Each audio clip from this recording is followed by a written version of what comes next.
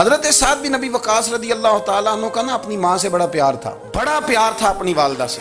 تو حضرت سعد بن ابی وقاص کلمہ پڑھ گئے. اماں جی نے بھوک ہڑتال کر دی. اسے پتہ تھا کہ میرا پتر مجھ سے پیار بڑا کرتا ہے, میں نے بالآخر منوا لینا ہے. تھوڑی سی آبادی تھی, ایک گھر کے اندر جو مسئلہ چھڑتا تھا نا اس کا سارے شہر کو پتہ چل جاتا تھا. اب کونوں میں گلیوں میں اب باتیں بھی ہونے لگیں کہ وہ سعد کی ماں ہڑتال پہ بیٹھی ہوئی ہے, بڑا مسئلہ ہے. اب پریشر بڑھنے لگا. حضرت سعد بن ابی وقاص فرماتے ہیں کہ وہ جو میرے قریبی لوگ تھے نا صحابہ, وہ بھی مجھے کہنے لگے یار کوئی رستہ نکال, ہر چوک میں تیری بات ہوتی ہے. کہتے ہیں میں گھر جاتا تو گھر والے, بہن, بھائی, بچے, باپ سارے کہتے ہیں یار تیری ماں مر جائے گی. اب بہت بڑا ایشو ہے.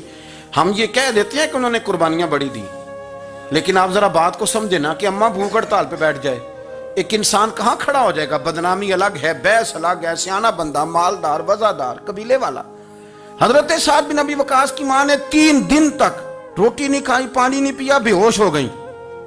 اب جب بے ہوش ہوئی تو شور پڑا, سارا محلہ جمع ہو گیا. اب سارے لوگ کھڑے اور بچہ وہ ہے جو ماں کی بڑی ماننے والا ہے. اماں کے اوپر لوگوں نے پانی شانی ڈالا, ہوش آئی تو حضرت سعد بن ابی وقاص قریب آئے, کہنے لگے اماں ایک بات کرنی ہے. اماں بھی بڑی مشکل سے اٹھ کے بیٹھ گئی کہ پتر ماننے لگا میرا. لوگ بھی کھڑے ہو گئے, مسکراہٹ بھی ہونے لگی کہ لو نہ کوئی بات ہونے لگی. ماں کہتی ہے کلمہ چھوڑ دے پھر مانوں گی.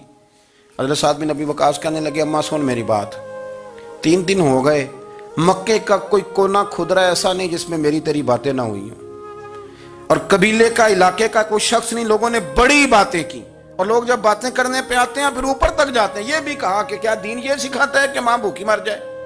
یہ بھی لوگوں نے کہا, میں نے ہر شے سنی, برداشت کی.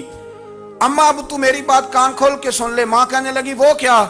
حضرت سعد کہنے لگے پیدا مجھے تو نے کیا ہے, 9 ماہ تیرے پیٹ میں رہا ہوں, روٹی تیرے ہاتھ سے کھائی ہے, تجھ سے زیادہ بہتر مجھے کوئی نہیں جانتا. ماں سن, تیری کتنی جانیں؟